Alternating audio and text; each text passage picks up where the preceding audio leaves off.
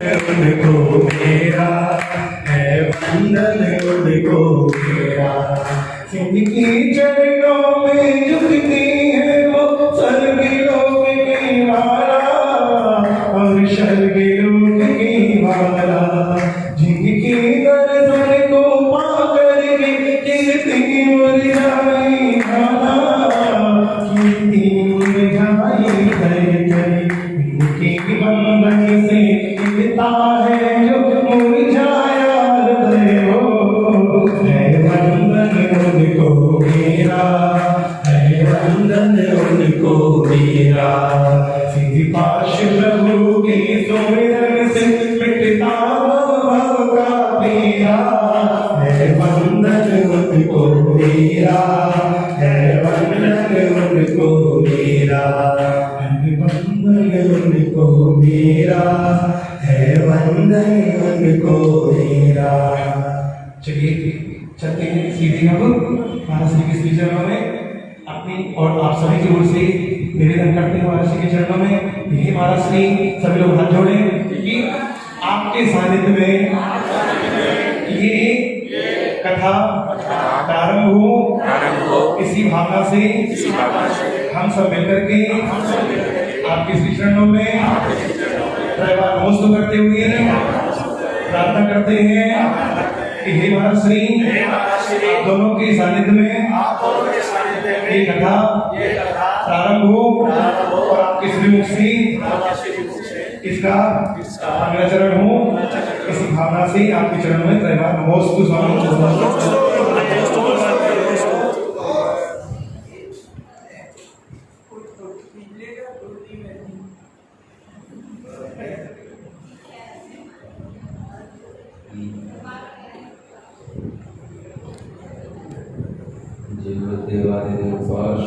भगवान की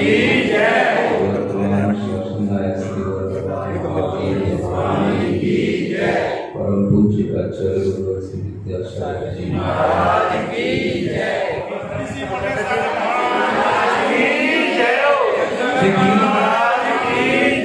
एक बात का देखो हम लोग थोड़ा ध्यान रखना, जो कुर्सियों पर बैठे हैं एक बात का विशेष ध्यान रखना, इस ग्रंथ है ये, अगर पैरों में रखोगे तो और ज्यादा लाचार हो जाओगे। एक बात ध्यान रखना, पैरों में मत रखना इसको, क्योंकि नाभि से नीचे हो जाएगा और पैर कहाँ है आपके, ये ध्यान रखना विशेष।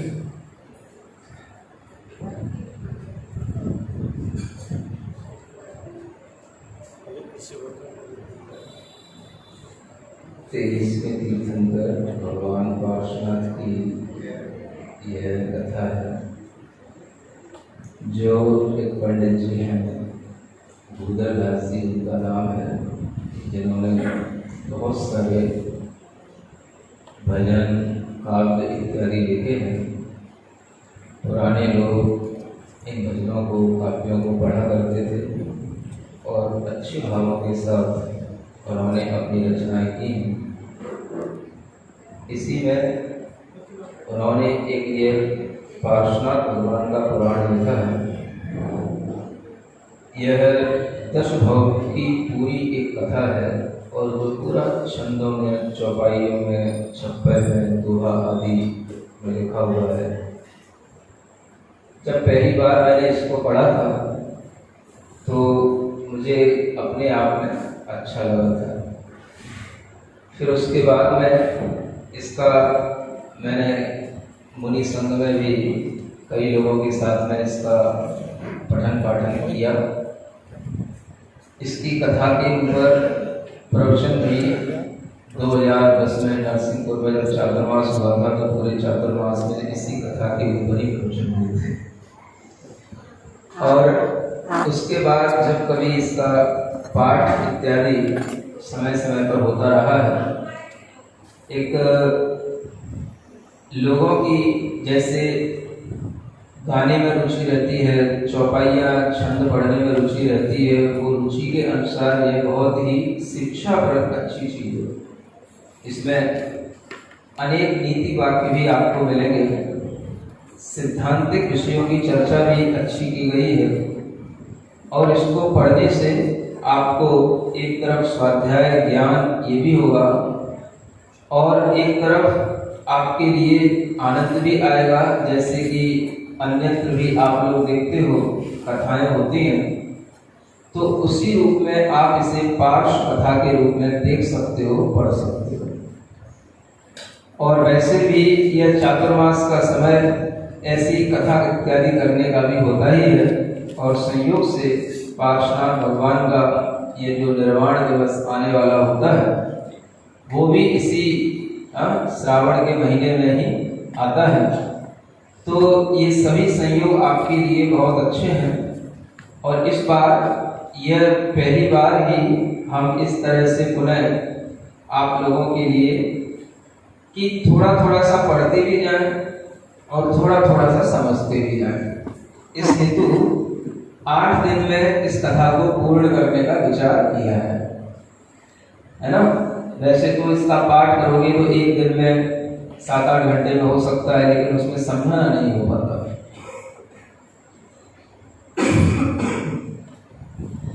तो इसी उद्देश्य के साथ में यह पार्श्वनाथ भगवान की कथा प्रारंभ करते हैं। कितना आप लोग समझ पाते हैं, कितना हम समझा पाते हैं, ये तो समय बताएगा। कितना आपको आनंद आता है और कितना आप ले पाते हैं, ये भी आपकी अनुभूति समय पर होगी। भगवान की स्तुति करने से पहले हम ओम अरम नमः का 3 बार मंगलाचरण करेंगे, नाद करेंगे और 3 बार पार्श्वनाथ भगवान का स्मरण करेंगे।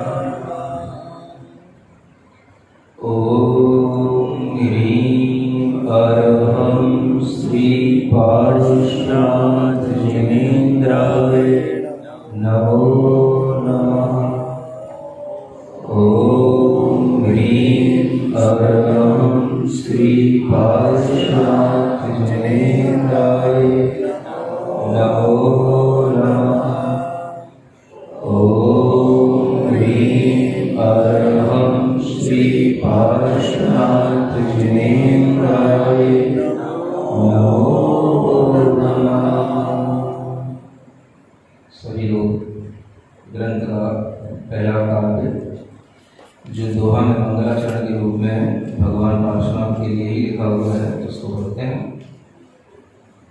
मोह महातम दलन दिन तब लक्ष्मी भरता ते पारस परमेश मुझ हो सुमति दाता।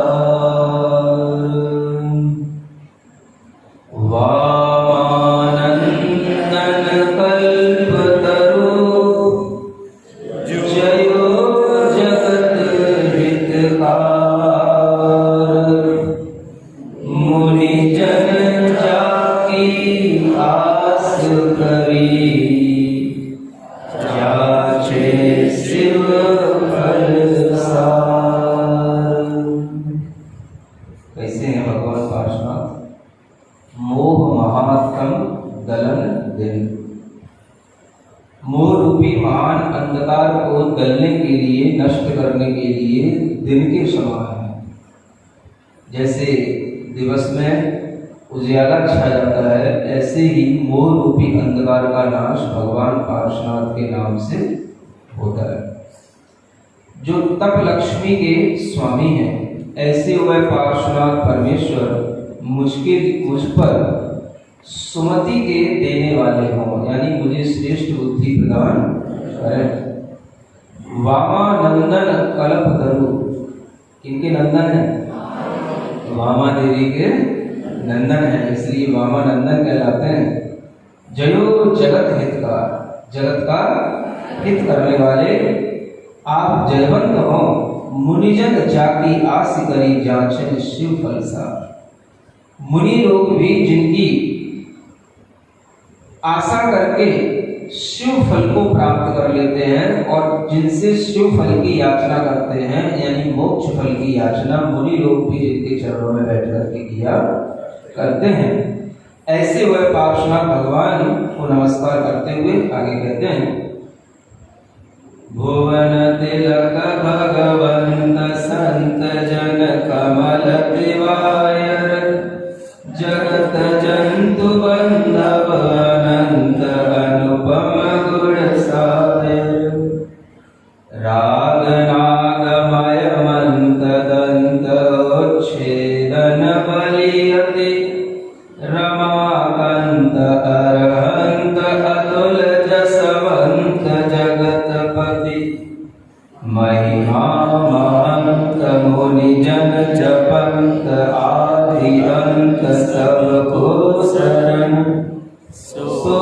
परम देव मुझ मनव सो पासना मंगल करण, विमल बोधदातार विश्व विद्या परमेश्वर, लक्ष्मी कमल कुमार मार मातंग प्रगेश्वर, मुखमयंक अवलोकिरंक रजनीपति लाजय, नाम मंत्र परताप पाप पन्नग डरि भाजय।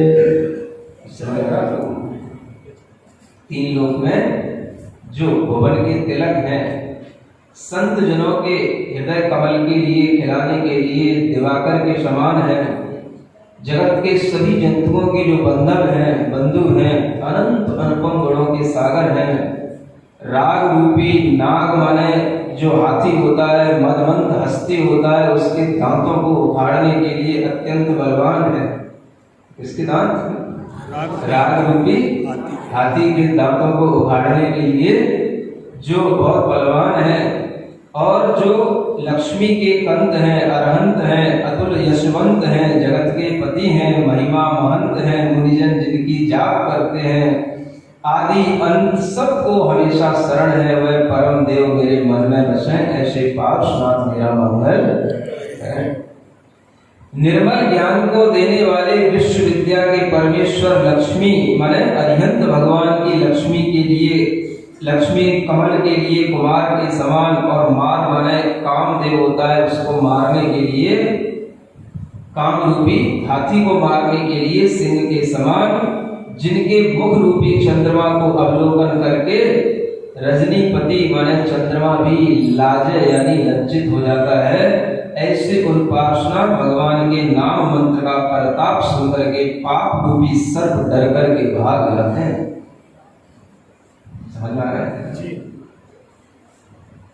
जय अश्वसेन कुल चंद्र जिन, शक्र चक्र पूजित चरण, तारो अपार भव जल दिते, तुम तरंड तारन तरण।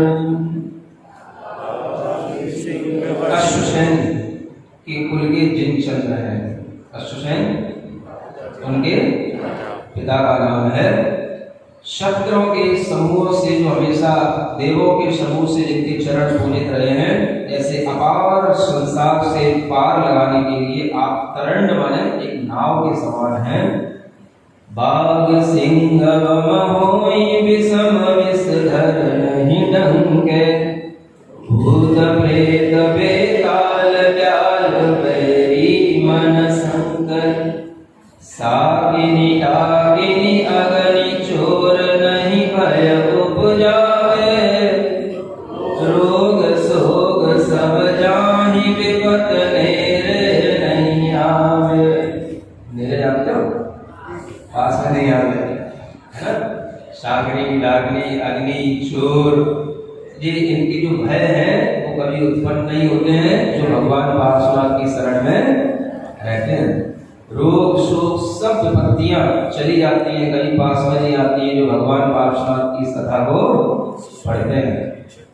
सुन रहे हो? थोड़ा पढ़ते हैं, पूरा पढ़ते हैं? पूरा पढ़ेंगे तो पूरा फल मिलेगा, थोड़ा पढ़ेंगे तो रोग शोक सब दूर करना है।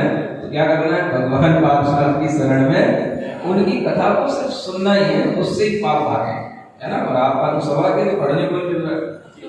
श्री पार्षदेव के पद कमल पिय धरत निज एक मन, छूटे अनादि बंधन बंधे कौन कथा बिन सह विघन। पार्श्वनाथ भगवान के चरण कमल को जो हृदय में धारण करता एक मन से, एक मन का मतलब एकाग्र मन से, है ना, जिसका मन इधर उधर न जाए, वह उसके अनादि बंधन छूटते हैं। और जब वो कथा कहेगा तब तो उसके सब विघ्न विनष्ट अवश्य होंगे। चौगति भ्रमद अनादिवादि बहुकाल कमायो, रहो सदा सुख आस प्यास जल कहूँ न पायो। सुख कर काज राज आज लोहिए न आए, अब मुझ माथे भाग चरण चिंता मणि पाए। राखो संभाल पुर कोश में, नहीं बिसरो पलरंग घन, परमाद चोर टालन निमित्त, करो पाश जिन गुण कथन। क्या कहा जाता है? इस अनादि काल में चारों गतियों में भ्रमण करते हुए मैंने बहुत काल गंवाया है, और कहीं पर सुख की आस में भी सुख की प्यास ही बढ़ाई है, लेकिन सुख की प्यास बुझाने के लिए कहीं जल नहीं पाया। हे सुख के कर्ता जिनराज, आज आपके चरणों को हृदय में धारण कर रहा हूं। मेरे भाग्य हैं जो मैंने आज आपके चरण रूपी चिंतामणि को प्राप्त कर लिया, और मैं भावना कर रहा हूं कि हे भगवान, मैं आपके इन चरणों को अपने उर कोष में संभाल के रखूं। क्या करना है? भगवान के चरणों को पकड़ना है, और भगवान के चरणों को ही अपने उर कोष माने हृदय में बस संभाल के रखे रहो, हृदय में पकड़े रहो। बस हृदय से भगवान के चरण छूटने नहीं चाहिए, और उनको कभी भी बिसरो मत, भूलो मत, क्योंकि अगर कभी भूल गए तो वह भूलना भी बहुत आपके लिए भारी पड़ सकता है। संसार में डूब जाओगे, क्योंकि संसार में प्रमाद रूपी चोर बहुत घूम रहे हैं। कौन से चोर? प्रमाद, आलस्य, प्रमाद। क्या करना है, क्या पढ़ना है, क्या सुनना है, हमें नहीं पढ़ना, हमें ये क्या कहलाता है? हमारे अच्छा नहीं लगे, क्या करें, हमारी समझ में नहीं आया, हमें नहीं समझ रहे, क्या ये क्या कहलाता है? आलस्य रूपी चोर, प्रमाद रूपी चोर भीतर बैठा बैठा हमें अच्छे कामों से बचाता रहता है।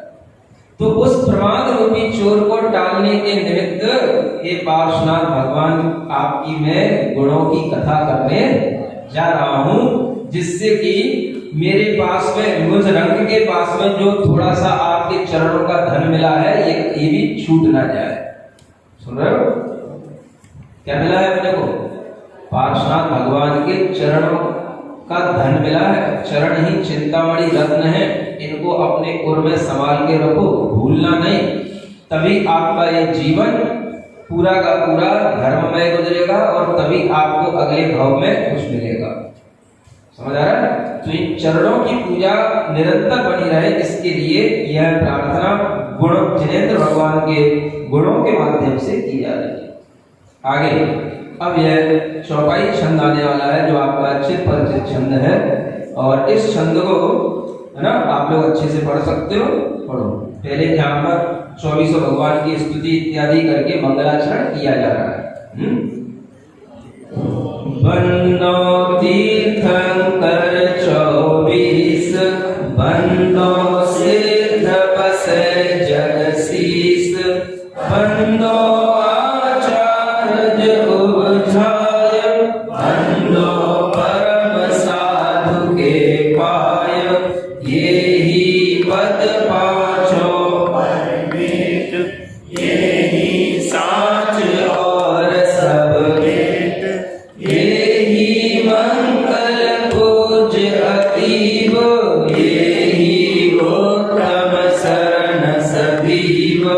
अंधो जिन वाणी मन शोध आदि अंत जो विगत विरोध सकल वस्तु दर्शावन हार क्षम विष हरण औषधि सार। इनकी वंदना हो गई। 24 तीर्थंकर भगवान, सिद्ध भगवान, आचार्य, उपाध्याय, परम साधु, पांचों परमेष्टि, यही मंगल, यही उत्तम, यही शरण। और यह जिनवाणी जिसको मन अच्छे शुद्ध बना करके जिसका श्रवण करो, यह जिनवाणी विरोध से रहित तत्व का दर्शन कराने वाली है, सकल वस्तु समस्त पदार्थों को दिखाने वाली है और भ्रम रूपी विष का हरण करने के लिए औषधि के समान है। ऐसी यह जिनवाणी को अपना मन में धारण करके आगे कहते हैं, बरतो जय जगवंत नित जिन प्रवचन अमलान लोकमहल में जगमगे मानिक दीप समान। हरो भरम दारिद्र दुख भरो हमारी आस, करो शारदा लक्ष्मी मुझुर अम्बुजवास। बोल पाठ भगवान की चलेगा। यह जिन प्रवचन माने जिनेंद्र भगवान की वाणी अम्लान है, कभी भी मिलान नहीं होती है, मैली नहीं पड़ती है, मंद नहीं पड़ती। इस तीन रूपी लोक के महल में आज भी ये जगमगा रही है। कैसी? माणिक के दीप के समान। कौन से दीपक के समान? मणि का जैसे दीपक होता है, मणि दीपक, समझ आ रहा है? जो कभी हवा की लपटों से जिस दीपक की ज्योति कभी इधर उधर नहीं होती, जिस मणि दीपक की जो आभा होती है वह कभी मिलान नहीं पड़ती है, ऐसी मणि के दीपक के समान भगवान जिनेंद्र देव की वाणी आज भी प्रचारित है और भक्त जीवों के हृदय कमल को आज भी प्रसन्न कर रही है। लोक में चाहे इंद्रियों के विषयों की, आतंक की, अराजकता की, अनाचार की, पाप की कितनी भी आंधी चले, लेकिन यह जिनेंद्र भगवान की वाणी रूपी दीपक आज भी जल रहा है और इसी के प्रकाश में आज भी भक्त जीव अपने को देख पा रहे हैं, अपनी आत्मा और परमात्मा के सार को समझ पा रहे हैं, है ना? ऐसा है।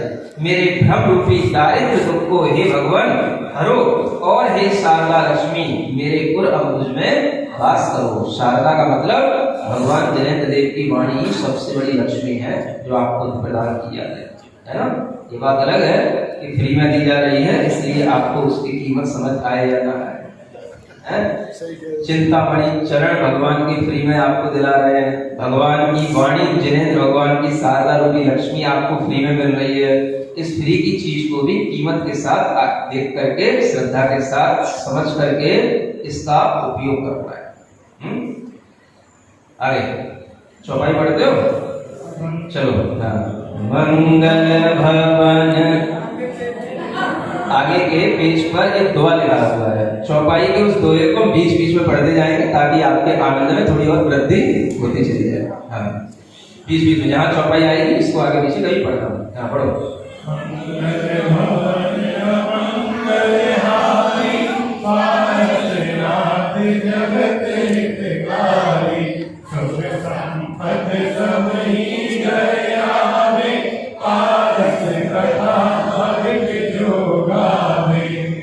बंदो प्रसव सेन गजरा गण राज गुरु गौतम भव जलधि जहाज कुंद कुंद मुनि प्रमुख सुपंथ जे सब आचार्य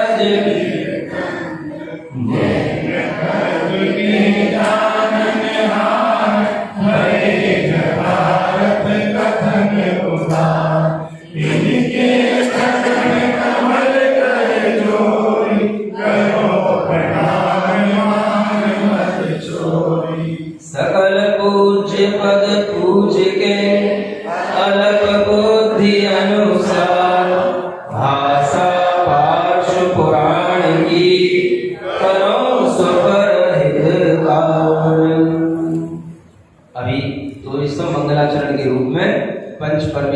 जिनवाणी सबका स्मरण करके अभी प्रतिज्ञा ही की गई है कि अब मैं भाषा परम पार्श पुराण की कहने जा रहा हूँ, जो स्वपर का हित करने वाली है।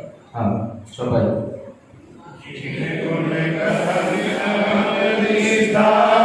बुद्धिमत कौन लगे करी पार, जिनसे नादिक सूरी महन वर्णन करी पायो नहीं।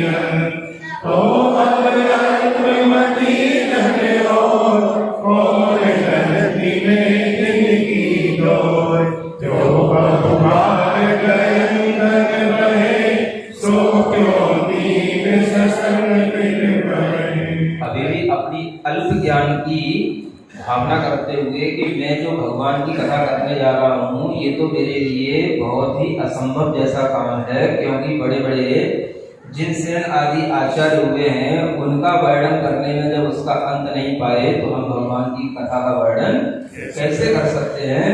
फिर भी कहा जा रहा है कि जो बहुत बाहर गयंद माने जो हाथी होता है वह बहन करता है, तो क्या दीन शशक उसको, शशक माने खरगोश, क्या उसको जो है बहन कर सकता है? ऐसा भार जो भगवान के गुणों को कहने रूप में है वह मेरे वश का नहीं है, फिर भी कहने की इच्छा की जा रही। कह जाने ते यो कहे हम कुछ वर्ण्यो नाई, जे कह जाने ही नहीं ते अब कहा कहानी। नव विरस्त ना पे नहीं चुलू न सागर तोय, श्री जिन गुण संख्या सुजस क्यों कभी करे न कोय। क्या कहा जा रहा है? आकाश को विलसतों से नहीं नापा जा सकता, समझ आ रहा है? और सागर के जल को चुल्लू चुल्लू नाप नाप करके नहीं नापा जा सकता है कितना सागर में कितने चुल्लू प्रमाण पानी है। इसी तरीके से जिनेंद्र भगवान के गुणों की संख्या और उनके यश को कोई भी कवि कैसे कह सकता है? पेय उत्तम नर अवतार, जिन चर्चा जिन सकल बिन अफल असार, सुनि पुरानी जो घूमे नसीस, सो थो थे नारी नसरीख। देखो लगा जा रहा है, यह उत्तम मनुष्य भाव का तुम्हें अवतार मिला है, सुन रहे हो? नर अवतार लिए हो, मनुष्य जन्म का धारण किए हो, और अगर तुमने ये भगवान की चर्चा नहीं की तो ये सब बेकार है, निष्फल है, निस्तार है, मनुष्य जन्म का कोई फल नहीं। और मैं ये कह रहा हूं कि इस पुराण को सुनकर के अगर तुम्हारा शीश ना घूमे, शीश माने सिर ना घूमे, कैसे? जैसे प्रबोध का घूम रहा है ऐसे, है ना? अगर ऐसे ना घूमे तो समझ लेना वो थोथा नारियल के समान है, सो थोथे नारियल शरीक है ना? माने जिसमें साग कुछ नहीं है, बस वो थोथा सिर जो है, मतलब ऊपर ऊपर का कवर भर है, भीतर कुछ नहीं है, समझ आ रहा है? यानी भगवान की कथा सुनते सुनते तुम्हारा सिर घूमने लग जाएगा, तो पता भी नहीं पड़ेगा कब सिर घूमने लगा, है ना? जिनको पैरालिसिस होगा उनका भी सिर घूम जाएगा, इतनी अच्छी कथा है ये।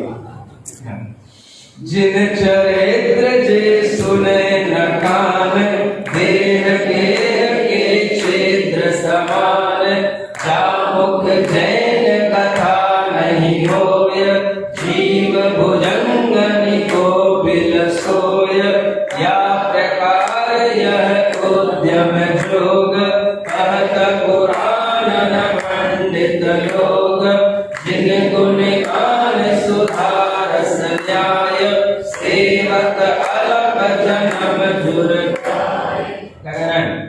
जो जिनेंद्र भगवान के चरित्र को अपने कान से नहीं सुनता है उसके लिए देह रूपी घर में वे कान नहीं है, वे छेद हैं। जैसे घर में छेद हो जाते हैं ना दीवारों में, है ना? वैसे उसके शरीर रूपी घर में ये छेद है, कान नहीं है। कान का काम तो क्या है? भगवान की कथा कान लगा के सुनना, सुनाई ना पड़े तो भी सुनना, कान लगा के, मशीन लगा के सुनना, समझ आया है? तो कान है, नहीं तो वो क्या है? हाँ, दीवारों में हुए छेद है, या घर की जमीन में कहीं कहीं छेद हो जाते हैं ना, ऐसे छेद है।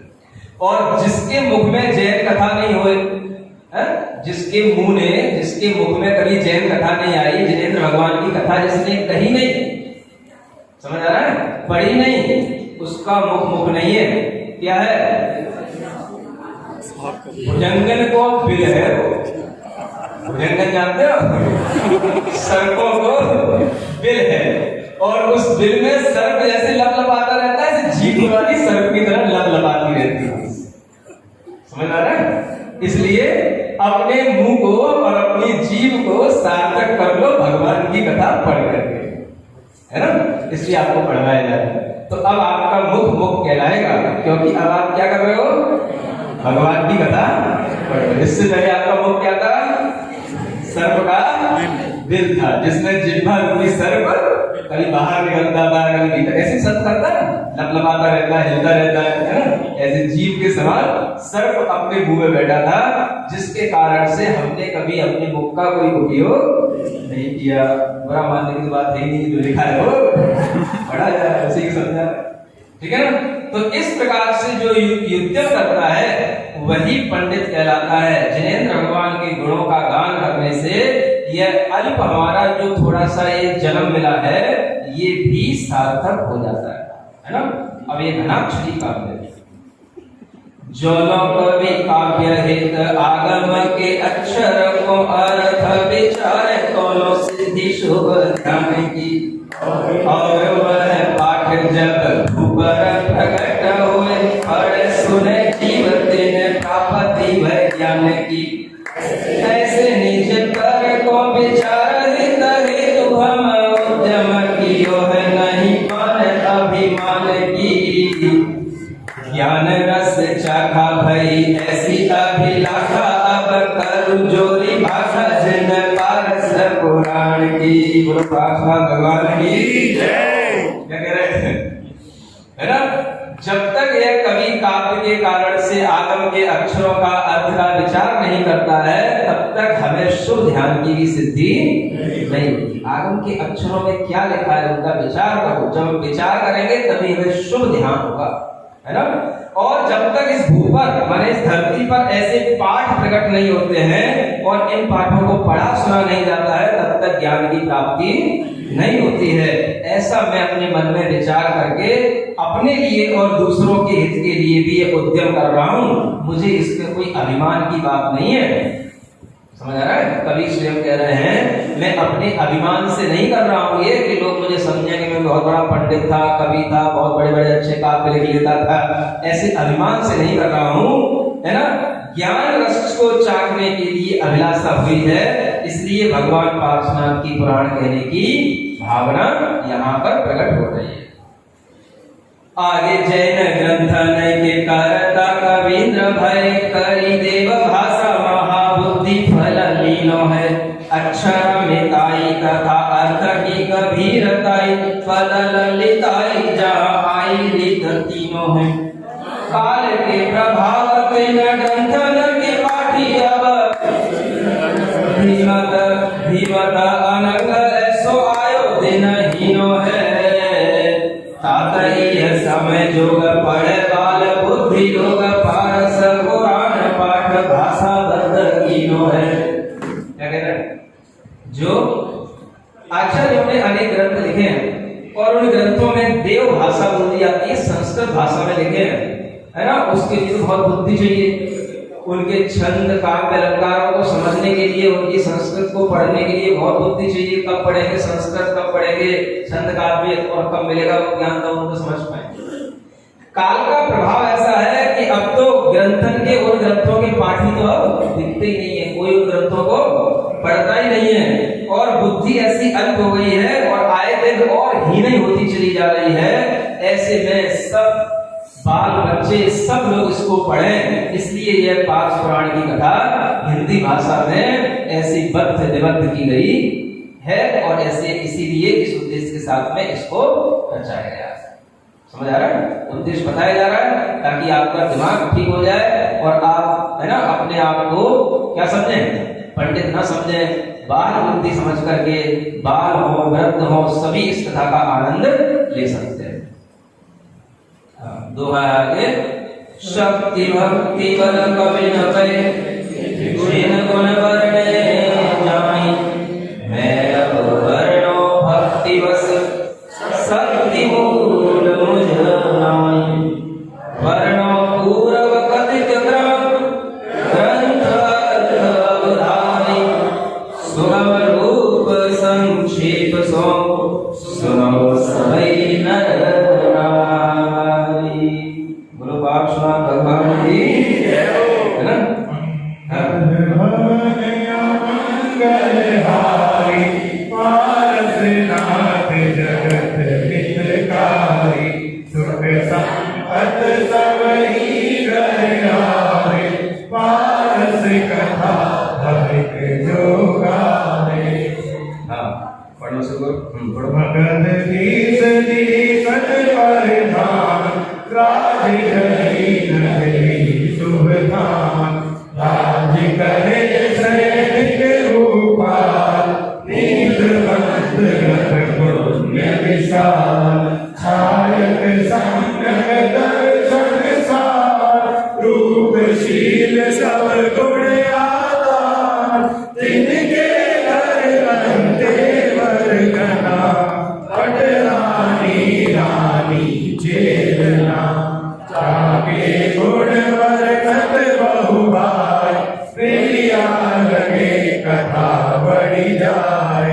एक दिना निज सभा नरेश, निवसे जैसे सुरग सुरेश। रोमांचित बन पालक धाम, आए राय प्रगति हो प्रणाम। शहर तुके फल फूल अनूप, आगे धरे अनुपम रूप।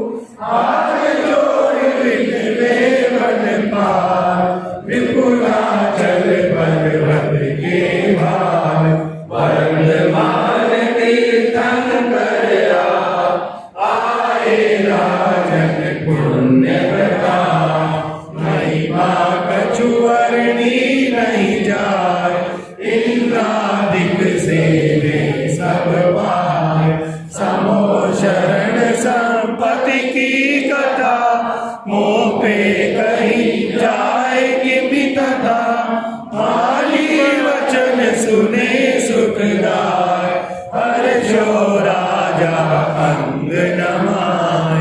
दीने भूषण वसन उतार, वनमाली दीने सिरहार।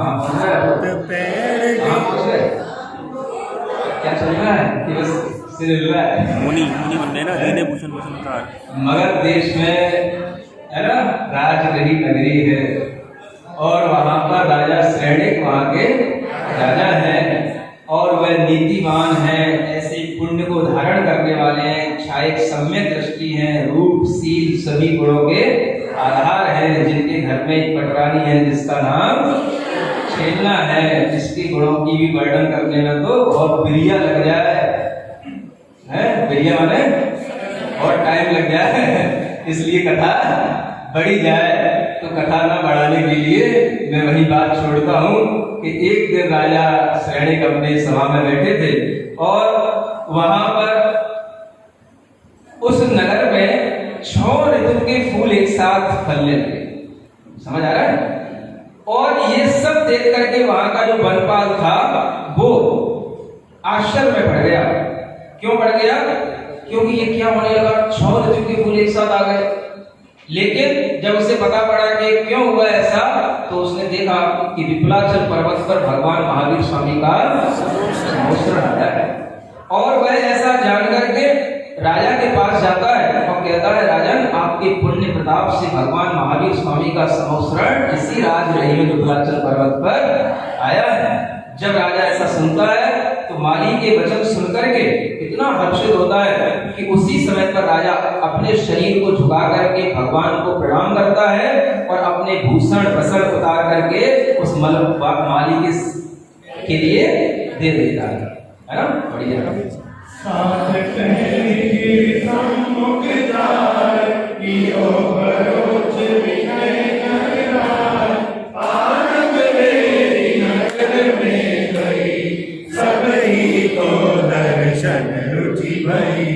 चलो संगपुर जन समुदाय, वंदे वर्धमान जिन राय। लोकोदर लक्ष्मी अब लोग गए सकल भूपति के शोक। तुतियारंभ करी बहुबार, बार बार भुवि शीस नवार।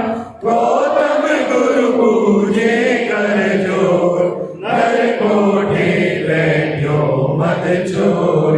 लियो प्रश्न शेरिक बढ़ दो, प्रभु पारस जिन कथा अनु। जाके सुनत पाप क्षय होय, कहिए देव कृपा करि सोय। तब गणधर बोले हितलार, जोग प्रश्न कीनो नर राज। सुन पुनीत पास जिन कथा, सफल होय मानुषी भवयथा। सवाल क्या होगा? राजा 7 पेड़ माने 7 कदम आगे चल करके परोक्ष से पहले उन भगवान की विनय करता है। फिर नगर में आनंद भेरी बसती है, और सबके अंदर दर्शन की रुचि पैदा होती है। फिर राजा अपने पूरे प्रजा के साथ में, समुदाय के साथ में वर्धमान भगवान के पास में उनके दर्शन करने के लिए जाता है। और जब वहां पर पहुंचता है तो वहां पर पहले वर्धमान भगवान की स्तुति करता है, बार बार उनके चरणों में शीश झुकाता है। फिर गौतम गुरु की पूजा करता है। और फिर जो ये वहां पर 12 सभाएं होती हैं, उसमें मनुष्य का कोठा अलग होता है। हर कोठे में कोई नहीं बैठ सकता है, समझ आ रहा है? जो जिस देव का कोठा होता है, माने कोठा माने हाँ, सभा में जो स्थान बना रहता है वो वहीं पर बैठता है। सबके अलग अलग स्थान माने जाते हैं।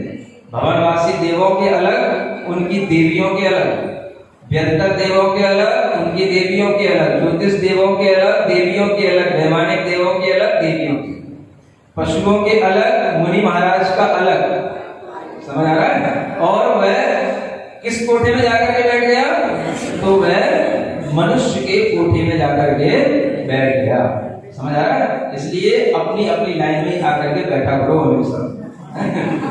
हाँ, ये भी समवसरण की सभा की तरह ही है। हाँ, व्यवस्थित होना चाहिए। और वहां पर भी सोशल डिस्टेंसिंग हमेशा चलती रहती है ना? ऐसा नहीं है कोई एक दूसरे में घुस करके बैठा हो। सब शांति से बढ़िया तरीके से एक दूसरे के साथ डिस्टेंस के साथ बना करके बैठते, आनंद लेकर। कोई किसी घुटने में घुटने नहीं मारता है ना? हाँ। तो ऐसे वहां पर पहुंच करके वह प्रश्न करता है, भगवान क्या प्रश्न करता है कि ऐसी मुझे कथा सुनना है जिसके सुनने से पाप क्षय हो जाता है, और वह कथा पार्श्वनाथ भगवान की है, वह कथा मुझे सुनना है। अब देखो, आप लोग कई बार कहते हो कि राजा श्रेणिक ने भगवान से प्रश्न किया है ना, भगवान ने उसका उत्तर दिया। ऐसा कहने में आता है, भगवान कभी अलग से किसी के प्रश्न का कोई उत्तर देते हैं, ये बहुत कम संभव होता है ना? ये बात अलग है कि भगवान की दिव्य ध्वनि कभी कभी खिलती है किसी पुण्य आत्माओं के पहुंच जाने से। जब गणधर परमेश जी अगर प्रश्न करेंगे तो दिव्य ध्वनि खिल सकती है, चक्रवर्ती पहुंचेगा तो दिव्य ध्वनि खिल सकती है ना? लेकिन हर समय पर कोई भी अगर पहुंच जाए और दिव्य ध्वनि खुल जाए, ऐसा नहीं होता। ज्यादातर ये होता है कि भगवान से प्रश्न किया जाता है, लेकिन उत्तर गणधर परमेश जी देते हैं। कहने में यही आता है कि भगवान ही उत्तर दे रहे हैं, है ना? देखो यहाँ क्या लिखा है, तब गणधर बोले हितकाज, जोग प्रश्न कीनो डरकाज।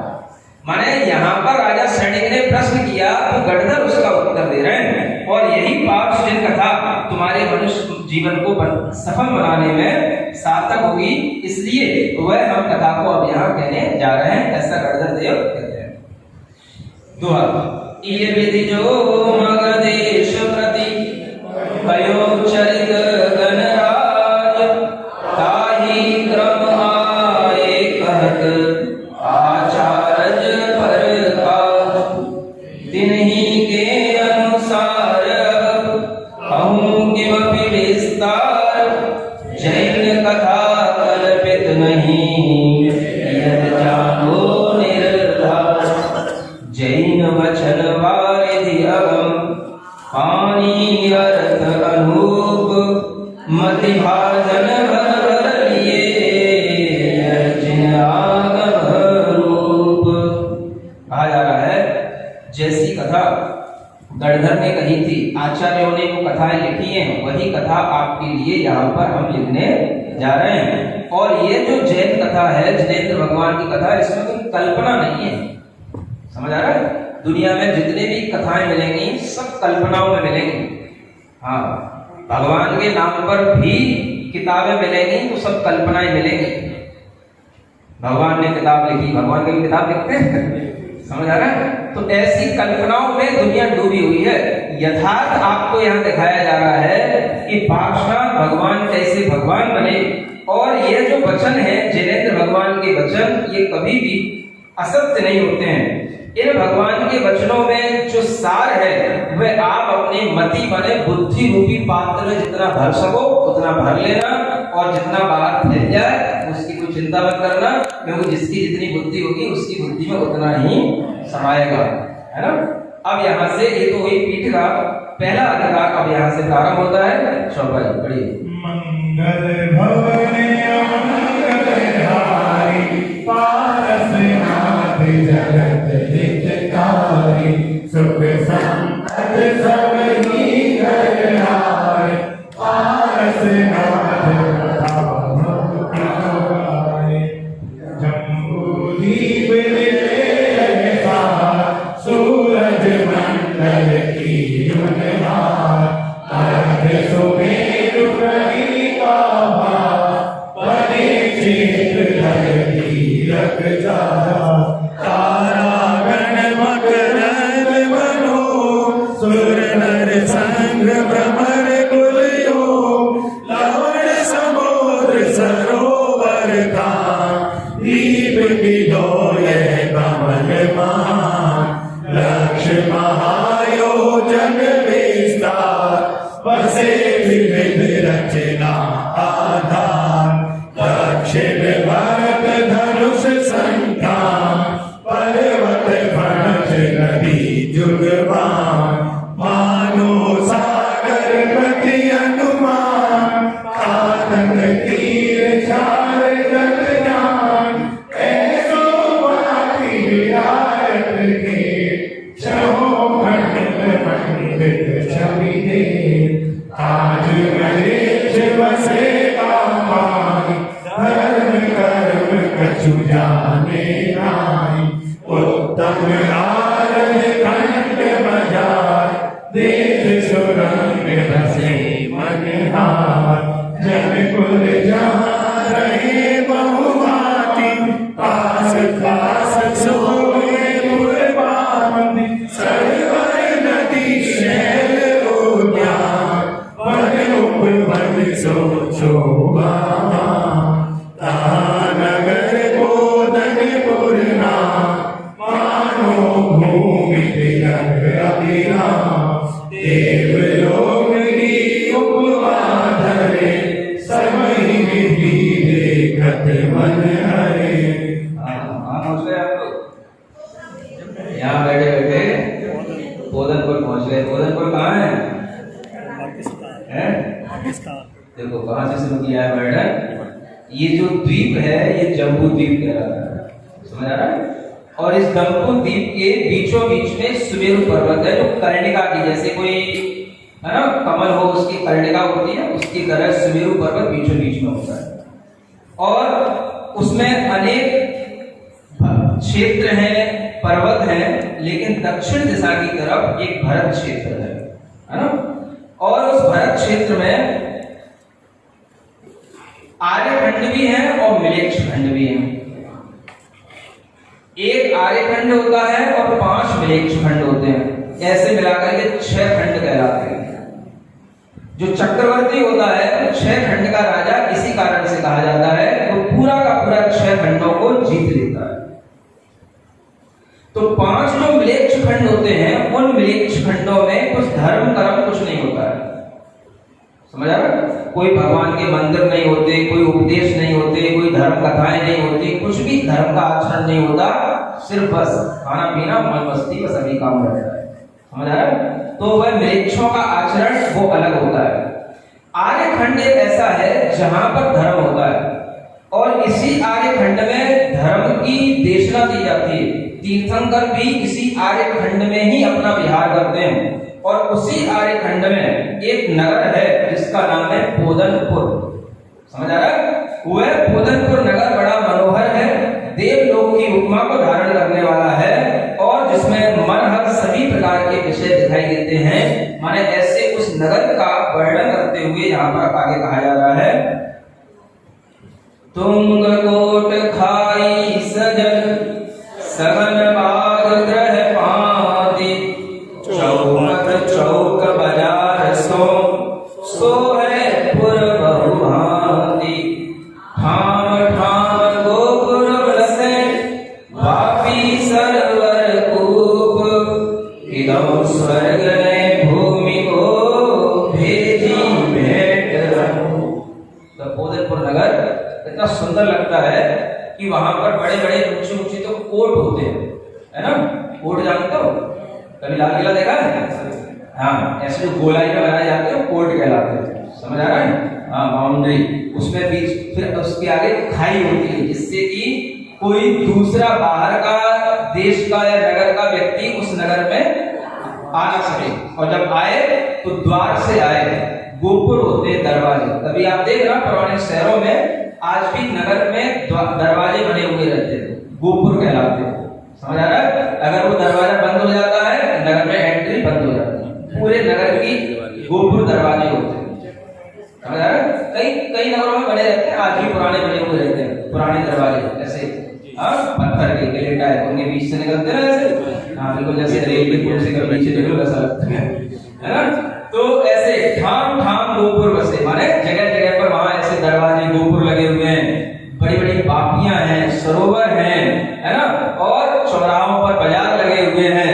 ऐसे सब तरह से वह सुशोभित हो रहा है नगर, है ना? उस नगर की शोभा का वर्णन करने के बाद में वहां की प्रजा का वर्णन किया जाता है कि वहां रहने वाली प्रजा कैसी है।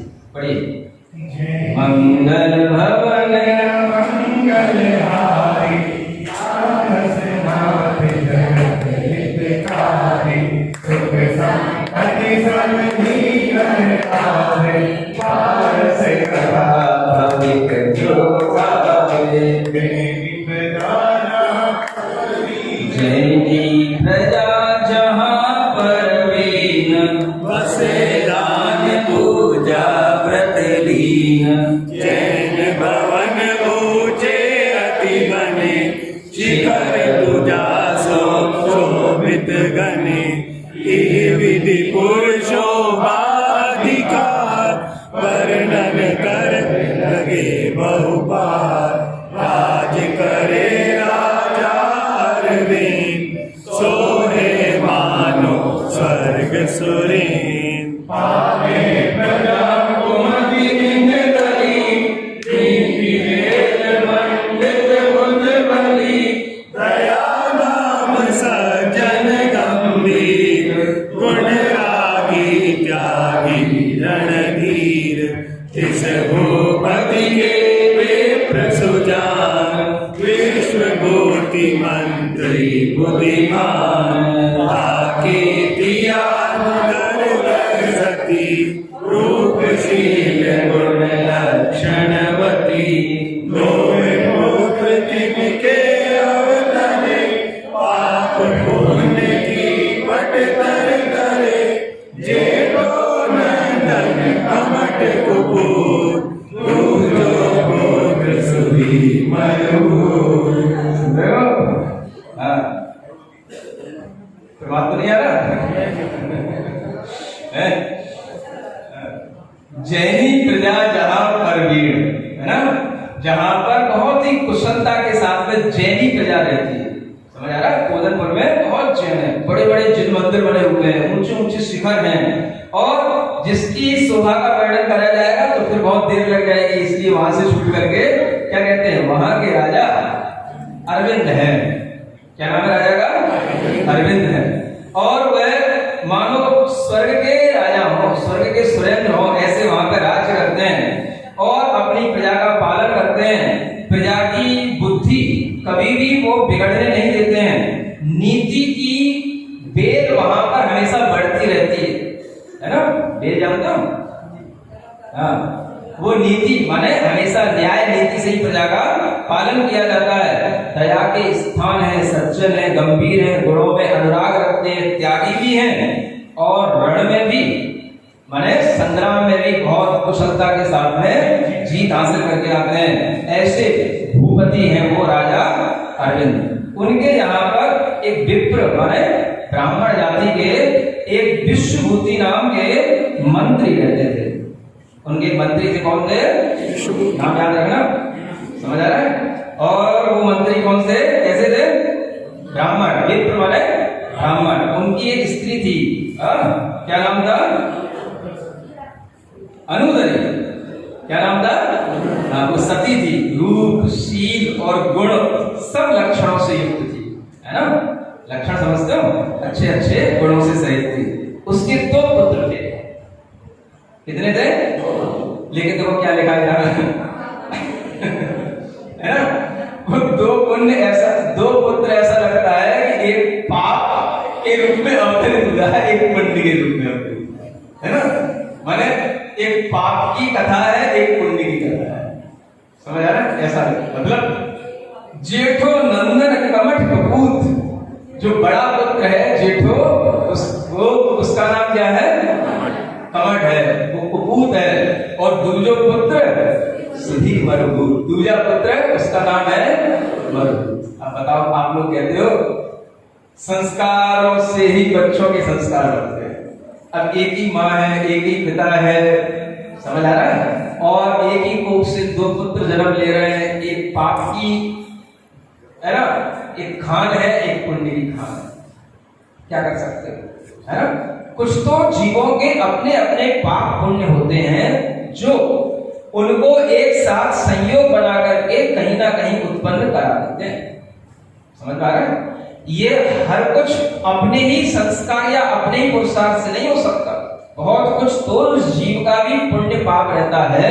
ये बात अलग है कि उसके कारण से माता पिता को भी सुख दुख भोगना पड़ता है, ये भी उसका ही पुण्य पाप रहता है ना? तो देखो कैसी स्थिति है कि एक तो कुपूत है और एक सुपूत है, और इन दोनों की कथा अब यहां से शुरू होती है। जेठो मति हेठो कुटिल, लघु सुत सरल सुभाय, विष अमृत उपजे जुगल, विप्र जलधि के जाय। कहा जा रहा है जैसे सागर में विष भी होता है, अमृत दोनों हो जाते हैं। समझ आ रहा है? आप सुनते हो अमृत मंथन हुआ है, विष मंथन हुआ, विष अलग कर दिया, अमृत अलग कर दिया, विष शंकर जी ने पी लिया। मतलब सागर के मंथन से विष भी उत्पन्न होता है और अमृत भी होता है। ऐसे ही ये समझ लो कि एक विष उत्पन्न हुआ, एक अमृत उत्पन्न हुआ। बड़ा पुत्र तो बड़ा कुटिल बुद्धि वाला है और छोटा पुत्र जो है सरल स्वभाव वाला है। बड़े पुत्र ने भार जा ब्याही वरुणा नाम, लघु ने परी विसुंदरी, रूपवती अभिराम। अब बड़े हुए, दोनों के विवाह हुए। समझ आ रहा है? जो विवाह हुआ तो बड़े पुत्र की भार्या का नाम क्या था? वरुणा, है ना? और लघु जो छोटा पुत्र था उसकी पत्नी का नाम क्या था? विसुंदरी, है ना? ऐसी वह सुंदर उसकी पत्नी थी। और ये दोनों पुत्र अपने ही घर में रह करके बड़े होकर के अपने ही पिता के साथ में अपना जीवन जी रहे थे। फिर क्या होता है? आगे आ रहा है। यो मुख निवसे बांधव दोय, निज निज टेव नटार कोय, वक्र चाल विषधर नहीं तजे, हंस वक्रता भूल न भजे। ये नीति बात कह रहा है, समझ आ रहा है? 2 बंधु, 2 भाई एक घर में रह रहे हैं, लेकिन अपनी अपनी टेव किसी की छूटती नहीं है। टेव माने संस्कार, आदत, हट, जो आग्रह पड़ा हुआ छूटता नहीं है। समझ आ रहा है? अपना अपना स्वभाव जिसका है उसी के अनुसार सब बड़े होते हैं, उसी के अनुसार जीते हैं। कभी भी विषधर की चाल सीधी नहीं हो सकती। भुजंग सर्प कभी देखा सीधा चलता हुआ? लहरा के चलेगा। समझ आ रहा है? विषधर की चाल कभी सीधी नहीं होती और हंस की चाल कभी टेढ़ी नहीं होती। इसी तरीके से जिसका कुटिल स्वभाव बना हुआ है, दुर्जन जिसके अंदर है, वो कभी सज्जन के स्वभाव को धारण नहीं कर पाता, और जो सज्जन का स्वभाव वाला है वो कभी दुर्जन नहीं बनता। ये स्वभाव हर व्यक्ति अपना अपना लेकर के आता है, और उन्हीं स्वभाव के साथ में ये लोग, ये दोनों भाई बड़े हुए।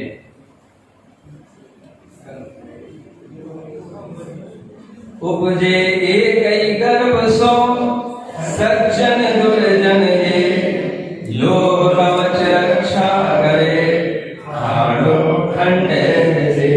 देखो एक और उदाहरण लेकर बता रहे हैं। सज्जन भी लोग होते दुनिया में और दुर्जन लोग भी होते, समझ आ रहा?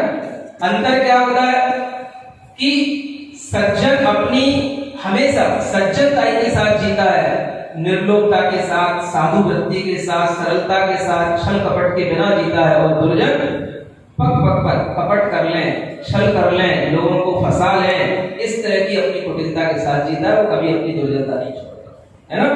कहने को दोनों एक ही कोख से पैदा हुए, ऐसे समझ लो जैसे लोहा एक ही है, समझ आ रहा है? और एक लोहा से बनता है लोहे का कवच। वो कवच क्या करता है? सामने वाले बाण की रक्षा करता है, और एक उसी लोहे से लोहे का बाण बनता है, वो किसी की जाकर के किसी की देह को खंडित कर देता है। समझ आ रहा है? लोहा एक ही है, एक ही लोहे से दोनों चीजें बन रही हैं, कवच भी बन रहा है और बाण भी बन रहा है। बाण किसी को मारने का काम करता है, कवच किसी को बचाने का काम करता है। ऐसे ही स्वभाव से कोई दुर्जन होता है, कोई सज्जन होता है। दुर्जन दूसरों को पीड़ा देता है, और सज्जन हमेशा दूसरों को सुख देने की चेष्टा करता है। प्रभु सिद्धार्थ नाम आत्मशक्ति अर्थ हो, मेरा मन समर्थ हो, मेरा मन समर्थ हो। मेरा जो बुरा करे, जो मुझे न चाहता, मेरी बात को सदा जो तुझसे नकारता, मेरे मन में उसके लिए साम्य भाव हो सदा। हर विरोध में मेरे हर विरोध में परम मेरा व्यर्थ हो। मेरा प्रभु सिद्धार्थ ना आत्मशक्ति अंत हो, मेरा मन समर्थ हो, मेरा मन समर्थ हो।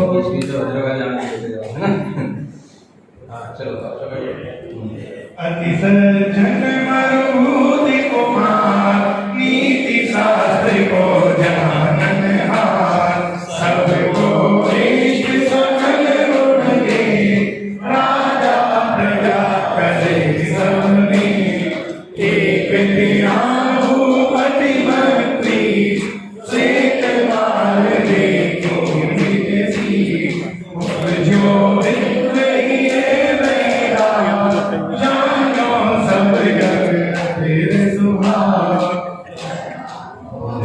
मंगल भवन अमंगलहारी, आरस नाथ जगत हितकारी, सुख संपत्ति सब ही घर आवे, आरस नाथ कथा भक्त मरुभूति सज्जन है, नीति शास्त्र को जानने वाला है, और सभी के लिए अच्छा लगता है, सभी प्रकार के गुणों से भरा हुआ है। राजा और प्रजा सब उससे प्रेम करते हैं। इससे सज्जन से सब प्रेम करते हैं, और दुर्जन से सब डरते हैं। समझ आ रहा है? एक दिना भूपति मंत्री, श्वेत बाल देखो ने शीश। समझ आ रहा है? एक बार भूपति का जो मंत्री है ना, हाँ मंत्री, उसने अपना शीशे में एक सफेद बाल देखा। क्या देखा? बाल तो सफेद होते हैं, सबके ही होते हैं, चौथे काल में भी होते हैं और पंचम काल में भी होते हैं। बात अलग है, चौथे काल में डाई नहीं थी। क्या देखा? सफेद बाल देखा, और सफेद बाल देख करके क्या हुआ? उपजो विप्र ही सोचने लगा, सफेद बाल होना ही मृत्यु रूपी दूध की निशानी है कि दूध की आ रही है।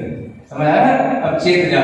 तो उस विश्वभूति ब्राह्मण के मन में वैराग्य उत्पन्न हो गया।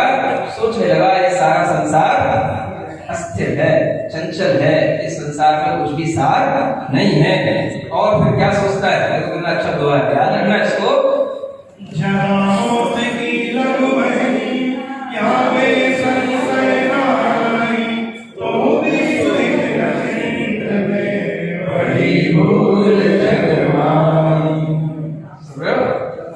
जरा मौत की लंग है। जरा माने बुढ़ापा आना है, बुढ़ापा आ रहा है तो सोच लो मौत की छोटी बहन आ गई है, बड़ी बहन आने वाली है ना। बुढ़ापा मौत की छोटी बहन है, इसमें संशय मत करो। और इस बुढ़ापे के आने पर भी अगर आप अपना हित चिंतन नहीं करते हो तो इससे बढ़कर के भूल जगत में और कोई दूसरी हो नहीं सकती, है ना।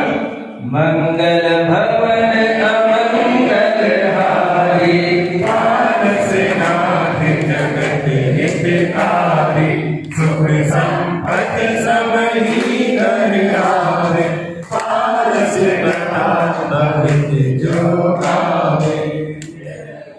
यह विचार मंत्री मनवाई, निज सुत सौंप राय की वाही। सुगुरु साखी दिन चारित लियो, मनोवास आत्म हित कियो। मरुभूत विप्र सुख करे, अनिश नीति पंथ पग धरे। राजा प्रीति करे बहु भाय, सोम प्रकृति सबको सुख दाय। एक समय आपन अरविंद, मंत्री सेना सहित करी। राय पत्नी रथ पर चढ़े, क्रोध भाव और में अति बढ़े। पीछे कमठ निरंकुश होय, लगो अनीति करन शठ सोय। जो मन आवे सो हठ कहे, मैं राजा सब सोई कहे। क्या हो रहा है? क्या होने लगा?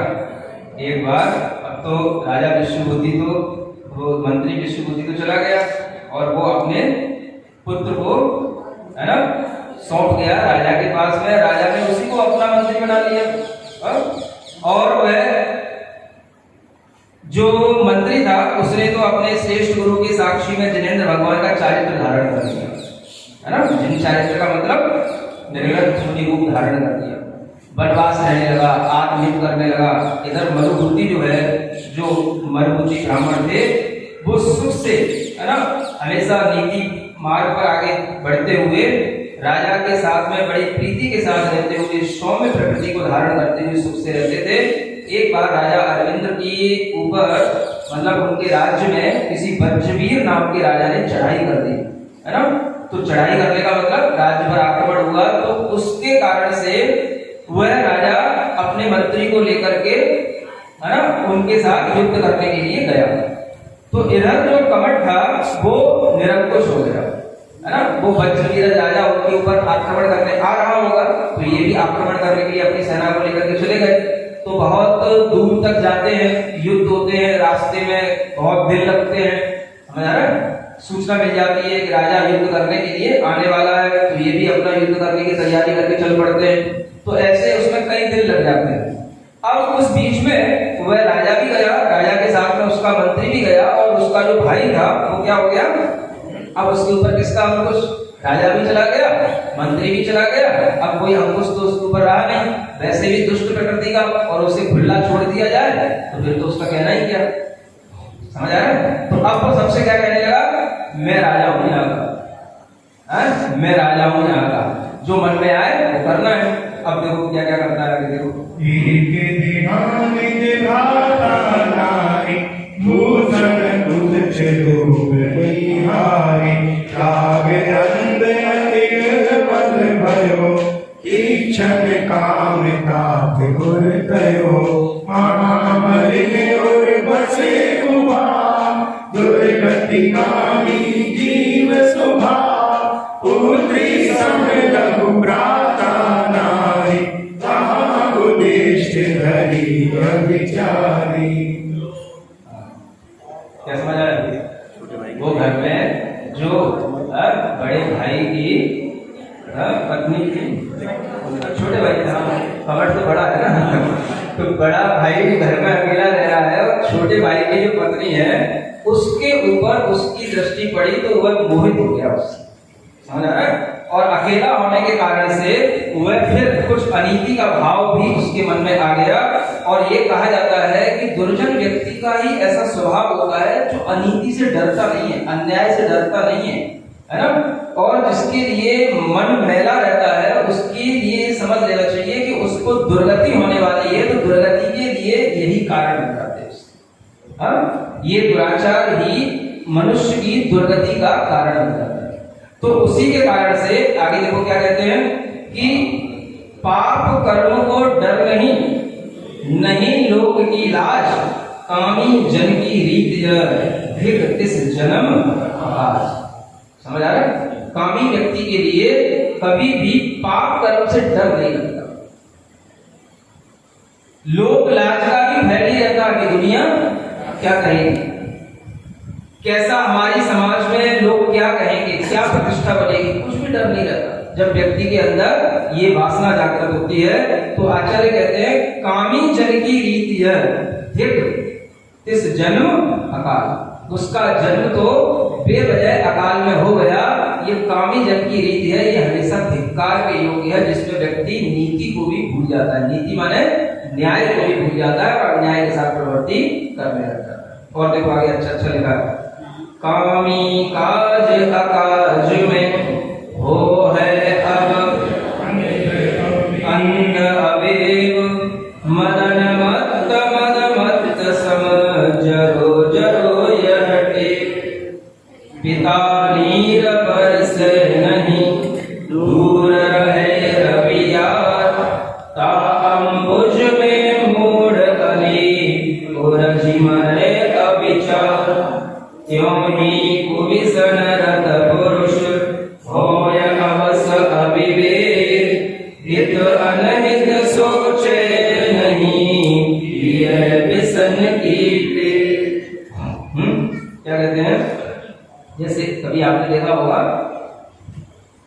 जब सूर्य का उदय होता है तो जो फूल खिल जाते हैं और फूल खिलने के बाद में उसमें भौरे जो है उसके आसपास मंडराने लग जाते हैं, लेकिन भौरा उसमें बैठ जाता है, फूल उसके शाम के समय तक बंद भी हो जाता है तो भी वो उससे निकल नहीं पाता, मर जाता है। समझ आ रहा? ऐसे ही कामी जीवों की टेव होती है, आदत होती है। कामी जीवों के साथ में यही दिक्कत होती है कि वो सब कुछ दांव पे लगा देते हैं, लोक लाज, माता पिता की गरिमा, समझ आ रहा है, सब कुछ अन्याय को करने के लिए ऐसे तैयार हो जाते हैं जैसे कि उन्हें उसके बढ़कर के कोई भी और नीति उनके सामने है नहीं। जैसे रावण था, समझ आ रहा है, ऐसे ही रावण होते ही रहते हैं। तो ऐसे ही ये कामी जीवों की जो टेक है, जो हित और अनहित किसी के बारे में कोई विचार नहीं करता और ये व्यसन होता है, और इस व्यसन की टेक के कारण से, टेव के कारण से वह व्यक्ति अपने लिए अपना अहित कर जाता है और वह किसी की सुनता भी नहीं, कोई उसे समझाए तो किसी की मानता भी नहीं। देखो क्या होता है, मंगल भवन अमंगल हारी सुख संपत्ति सब ही घर आवे, पारस कथा भविष्य जो गावे, मत से सगन लगा जहाँ गयो कमट कामा पर कहाँ, रही वेद ना कर रही करे, शिष शिष काम पिता तुम करे, कमट सकाल हंस विषय पूजत भयो दुखी तिसने, कौन व्याधि रूप जो तुम हम, अति व्याकुल दीजे शरवं, अवनी छोड़ सब सही, मन की बात मित्र सो कही, सब कल हंस कथा वितही, शिक्षा वचन कहे कहीं भी, अति अयोग कारज वीर, सो तुम चिंत्यो साहसी धीर, पर नारी सब पाप नार, पर भव दुर्धीर भव जस हार, इसकी वांछा सो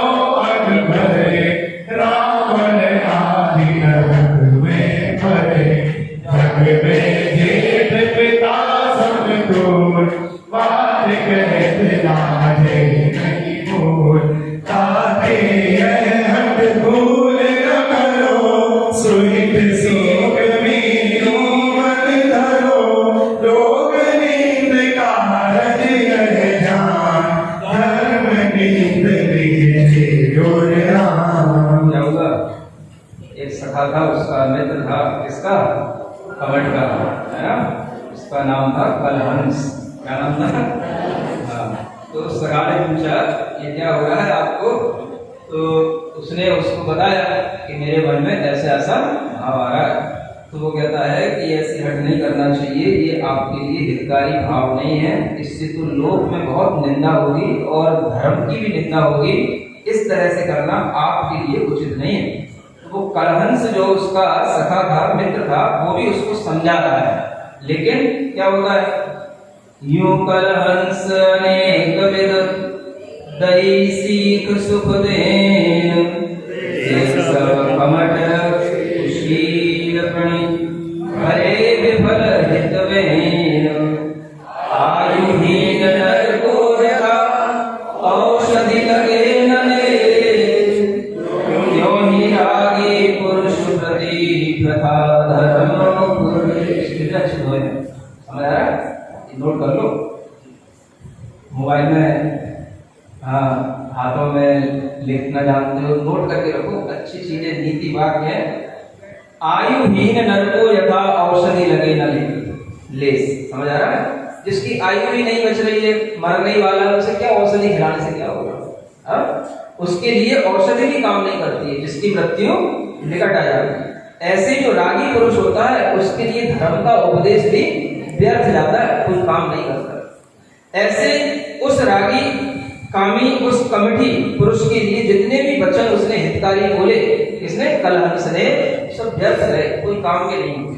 फिर आगे कहते हैं, बोलियो तब कामी कमठ सुनो मित्र निर्धार, जो नहीं मिले सुंदरी तो मुझ मरण विचार। कुमति करो कलहंस, जाए बेटा झूठ वचन अवसन। अब जब कलहंस ने समझाया, वो नहीं माना, कहने लगा मैं तो मर जाऊंगा, है ना? उसके बिना तो मैं अब जी नहीं पाऊंगा, अब तो मेरा फिर मरण ही समझ ले तू। तो अपने मित्र का ऐसी स्थिति देख करके उस कलहंस का मन भी बदल गया, और वो जाकर के उस विसुंदरी, है ना, नारी को कुछ झूठ कहने के लिए उसके पास में गया। क्या कहने के लिए गया और क्या हुआ, आगे बढ़ेगा। सुन विसुंदरी आज कमठ वन में दुखी, तू लागी सुध ले हो ये विधि सुखी। सुनते ही सतभाव गई मन में कहा, निप से घर पर पंच कपट कपटी जा। उसने क्या कहा? आज वो कमट है, बहुत दुखी है, परेशान है ना? उसको देखने चली जाओ। वो किसने बोला? कलहंस ने, है ना? वो वहां पर किसी वन में, किसी उपवन में, किसी एकांत स्थान में बैठा है, और उसने उसको ऐसा कहा, तो वो जो है सज्जनता के भाव से वहां उसको देखने चली गई। हाँ, छल बल कर भीतर नहीं, महिता गई अजान, राम चल भासे दुराचार की भान। तब कमठ ने वहां पर उसके साथ में अपना दुराचार का भाव प्रकट कर दिया। बोलो पार्श्वनाथ भगवान की जय। मंगल भवन मंगल हारी, पारसनाथ जगत हितकारी, सुख संपत्ति सब ही कर लावे, पारस कथा भविक जो गावे। ये चाल सुनना है। हाँ, गजमानी कमठ कलंकी, अधमी मनसा नहीं संगी, भावन वर करनी रंजो निज। पुरीज कुजीत विजय जस पायो, अरविंद नृपति कर आयो, जे कमट कमट नीति ने, राजा सब ते सुख कीने। वह राजा अरविंद जो संग्राम के लिए गया था, जब वापस लौटा, तब जो कमट की करनी थी जब उसे सुनने को मिली, तो वह क्या करता है? मंत्री मरुभूमि बुलायो, ताको सब वेद सुनायो, कहूँ भी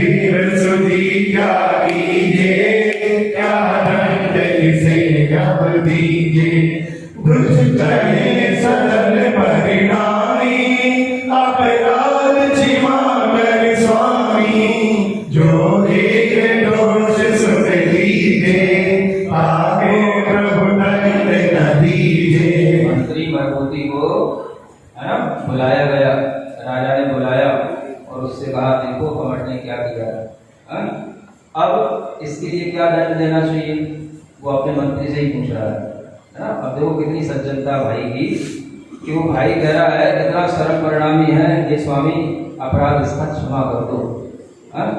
एक दोष अगर कभी किसी से हो जाता है तो जो प्रभु होते हैं, बड़े लोग होते हैं, उसको इतना दंड नहीं देते हैं। वो मजबूती कहता है किससे, राजा से। देखो फिर आगे क्या होगा। हाँ, भूप कहे सुन भाई, जो निकले योग संन्यायी, तापे करुणा किन होए, ये न्याय कपति नहीं सोए। यह बात राजा के लिए शोभा नहीं देती है कि अगर कहीं पर कोई पाप हो रहा हो और उस पाप के होने के बाद भी, सुनने के बाद भी पापी को दंड न दिया जाए, है ना। तो क्या होगा, इस तरह से पापी पर करुणा करना राजा के लिए शोभा नहीं देता, राजा के योग्य नहीं है। अन्यथा सारी प्रजा फिर ऐसे ही करेगी और कोई भी नियंत्रण में नहीं रहेगा और सब जगह दुराचार फैलेगा। तो राजा जब उससे कहता है तो फिर क्या होगा, आते ग्रह गच सयाने, मत के जरिए कछुआने, ऐसे कह विप्र पठायो, किस दीचे कमठ बुलायो। मजबूती से कह दिया तुम तो घर जाओ, अब तुम कुछ खेल मत करना, अब जो कुछ करूंगा मैं करूँ, समझ रखा। फिर उस कमठ को बुलाया गया।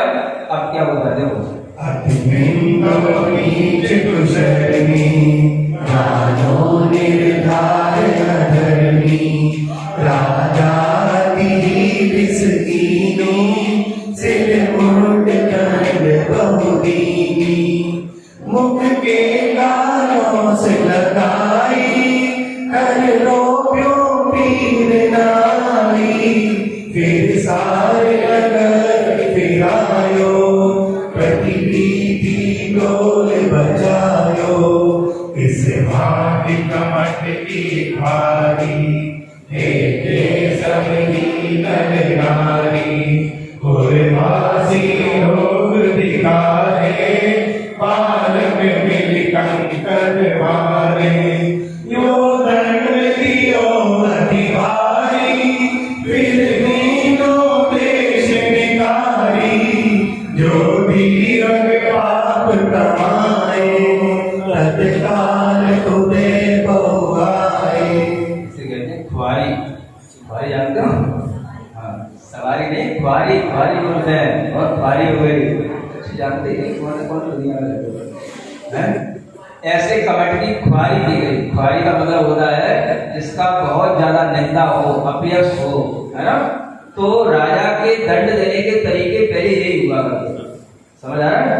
नगर में गधे पर बैठ करके, काला मुंह करके, है ना, ढिढोरा पीट करके उसको पूरे नगर में घुमाया जाता है। और सब नगर में जितने भी लड़के बच्चे होते हैं सब उसके ऊपर कंकड़ पत्थर फेंकेंगे, सब घर के लोग निकल के आएंगे, देखेंगे, उसके ऊपर थूकेंगे, समझ आ रहा है। ऐसे दंड दिया जाता है और ऐसे इसी का नाम कहता है खुआरी होता है। तो ऐसी उस कमठ की खुआरी सब लोगों ने देखी, लेकिन क्या करें, जो पहले जितने भी और पाप कमाए थे वो सब पाप भी पाप के सहयोगी बन करके उसी समय पर उदय में आ जाते हैं, समझ आ रहा है। जब एक पाप का उदय आता है तो भीतर और भी जो पाप होते हैं वो सब पाप के उदय भी एक साथ आ जाते हैं, और वही उसके साथ हुआ। अब देखो क्या हुआ,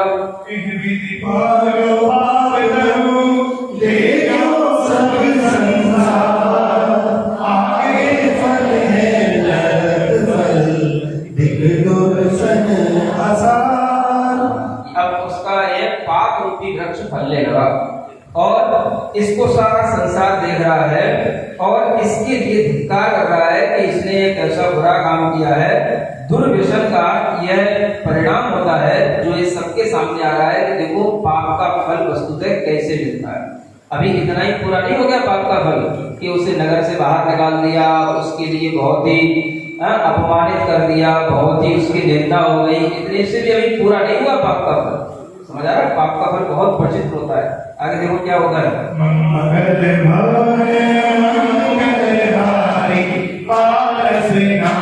जगत हितकारी, सुख संपत सबरी नर आवे, पारस कथा धर्म जो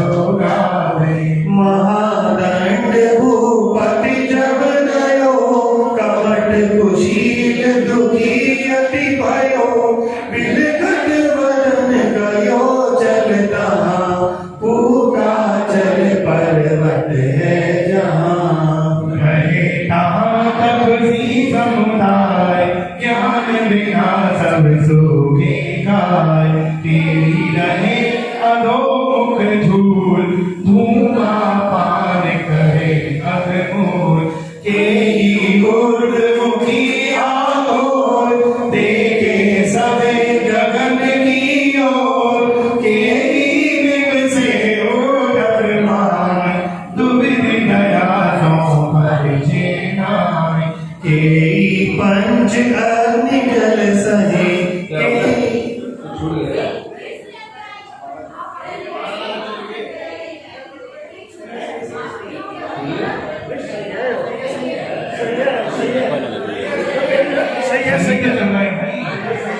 अग्नि जल सहे, के सदा मौन मुख रहे, के बैठे बसु चढ़ाए, के मृगशाला तन लाए, नख बढ़ाए के दुख भरे, के जटा भार सिर धरे, यो ज्ञान कबलीन बली, करे भेद परमारत ही, दिन में एक ताप सीना, प्रणयो ताहि घरे सिरहार, दिन आशीष दया धर दियो, दीक्षा दान कमट तहलियो, कर्ण लगो तब नाश करे, वैराग विवेक नरेश, ठाड़ो भयो सिरा कर लिए, कि दौफनो फन ऊंचो किए, मंत्री बंधव की सुधि पाए, राजा सोमिन योगिम आए, भूताचल पर्वत की ओर, भ्राता कमठ करे तप घोर, जो नर नायक आज्ञा होए, देखूं जाय सहोदर सोए, पूछे नृपति कौन तप करे, भो प्रभु तापस के व्रत धरे, एक बार मिल आऊं भाई, राय कहे मंत्री मत जाए, हर सो मिले कहा सुख होए, विषधर भेंट लाभ न कोय, भजो रयो न बारंबार, महासत प्रभुमार, भ्रात मोह बस उद्यम कियो, कोमल बोध सुजन को कियो। क्या हो गया? वो कमठ एक वन में गया, अब नगरक्षक बाहर निकाल दिया, जंगल में घूमता रहा, भूताचल नाम का पर्वत था, उस पर्वत पे बहुत सारे तपस्वी उसकी तलहटी में और पर्वत पर तपस्या कर रहे थे। तपस्या कैसी होती है सब दिखाइए, समझ आ रहा है? कोई मुंह ऊपर करके खड़े हैं, कोई पेड़ पर लटक रहे हैं, तरह तरह की जटाजूट किसी के सिर पर धरी है ना, कोई जो है अपने ऊपर पत्थर रखे हैं, कोई पंचअग्नि तप रहे हैं, कोई मौन मुख लिए बैठे हैं, कोई मृग की छाल लटकाए हुए बैठे हैं, ऐसे तरह तरह के तापसी तप किया करते हैं।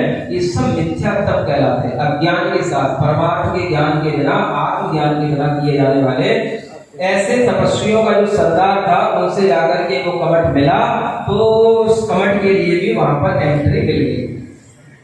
कहां पे है ना? उन्हीं तपस्वियों के तापसी कहलाते हैं, तपस्वी नहीं कहलाते, वो क्या बोलते हैं? तापसी। तो इन तापसियों के समुदाय में उसको एंट्री मिल गई, और वह भी उस पर्वत पर जाकर के ऐसी तपस्या करने लगा। बड़े बड़े पत्थर शिलाएं हाथ में उठा करके ऐसा खड़ा रहता धूप में, समझ आ रहा है? और ऐसी तपस्या कर रहा था।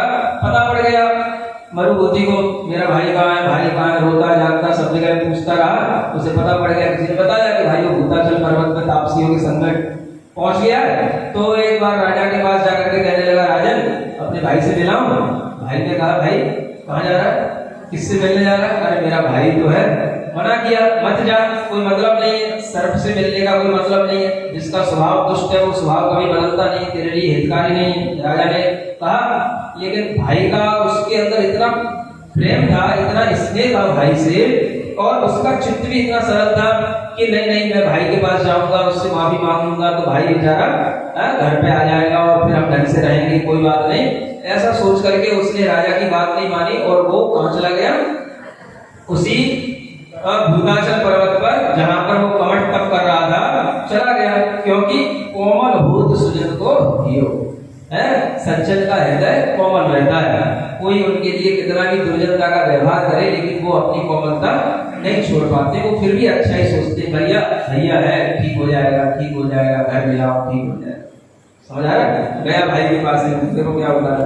दुर्जन दुखित संत को सरल स्वभाव न जाए, दर्पण की विचार सो अधिक कहीं दुर्जन खाए। सज्जन करे न टेव सो जो दुर्जन दुख दे, चंदन कटत उठार मुख अवश्य सुवास करे।